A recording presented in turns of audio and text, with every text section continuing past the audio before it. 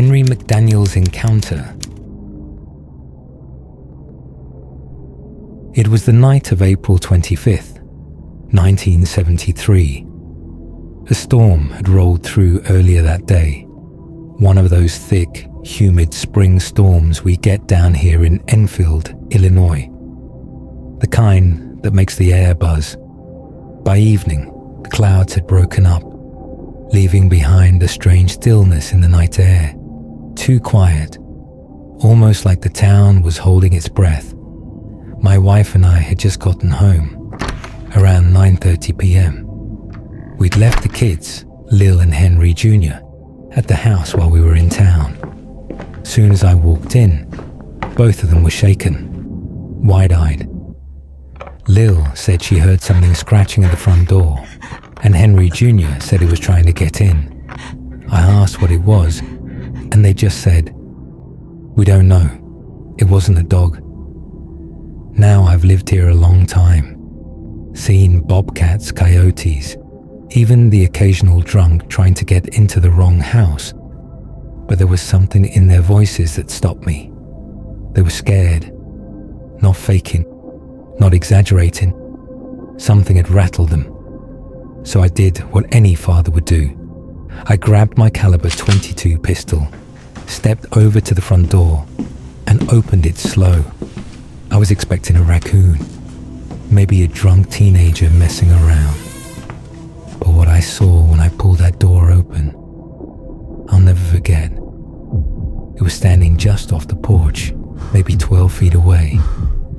The porch light caught it just enough to see its shape, and I swear on my life it wasn't human. It stood about 4, maybe 4.5 feet tall, but its posture was strange, hunched, but not in a way that suggested weakness. More like a predator low to the ground.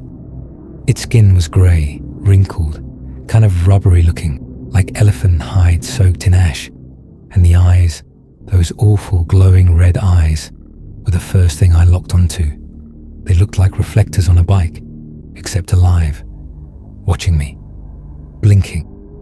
Then I saw its arms, long, too long for its body, thin but strong, ending in clawed hands, and its legs, or rather, 3 legs, 2 large ones like a kangaroo, and a third one centered in the front, smaller, but moving like a crutch it used to balance.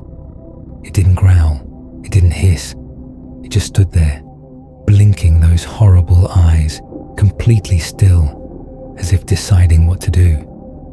And that was when I fired. I let off 4 rounds from my caliber .22, aiming center mass. I know I hit it, twice I'm certain, but it didn't drop, it didn't scream. Instead, it made this sound, a high-pitched hiss, like air being let out of a tire. Then it bounded away, faster than I thought possible. It leapt 50 to 75 feet in just 3 jumps, clearing brush and disappearing into the night like it was made of smoke. I just stood there, pistol still raised, heart thudding in my throat. My kids were watching from the window. They saw it too. The next morning, I went out with a flashlight to check the yard.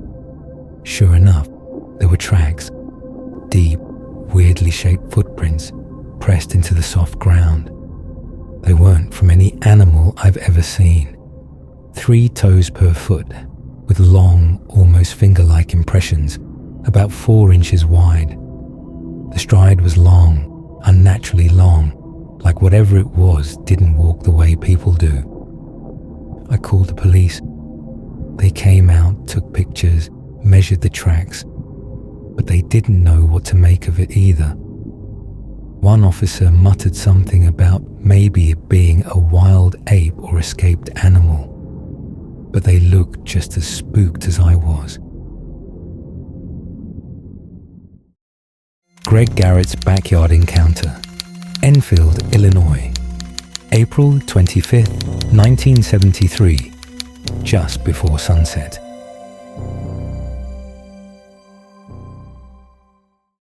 I was just a kid back then, maybe 7 or 8. I was out back in the yard, messing around in the dirt, tossing rocks, just being a kid. The sun was going down, and the bugs were starting to hum. I remember that feeling you get right before night falls in a small town, quiet but heavy, like something's watching. Then I heard it, a fast thumping sound like someone jumping, but heavier. And suddenly, from behind the garage, this thing appeared. It wasn't a dog. It wasn't a person. It looked wrong, like it was built out of parts that didn't belong together. Grey, wrinkly skin, huge glowing red eyes, and these arms with claws, way too long for its body. Before I could even scream, it hopped toward me, 3 legs, one in the middle, and stomped on my feet, hard.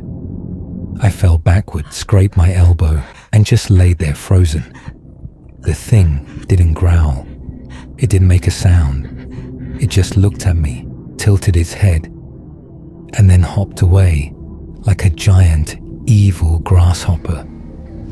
When I ran inside crying, my parents thought I stepped on glass or got stung. They didn't believe me.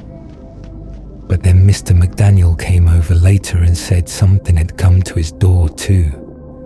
I wasn't the only one.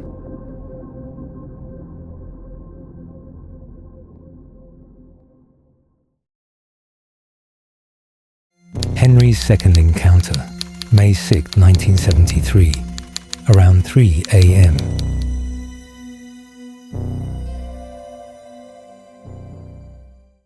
I couldn't sleep that night, not since that thing came back to the house.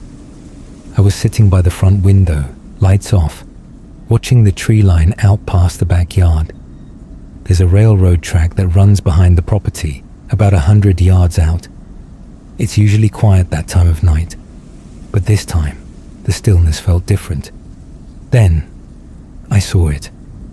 Just beyond the trees, something moved near the tracks. At first, I thought it was a deer, but it moved too smooth, too low, and then the moonlight caught it. That same thing I saw on the porch, same size, same hunch, long arms, those legs. It stood right there on the railroad track, perfectly still, facing away from me. Didn't move for a long time, just standing. And then, it jumped, right down into the ditch by the tracks, gone. No sound, no crash. Like it vanished into the ground. I stared at that spot for over an hour, waiting.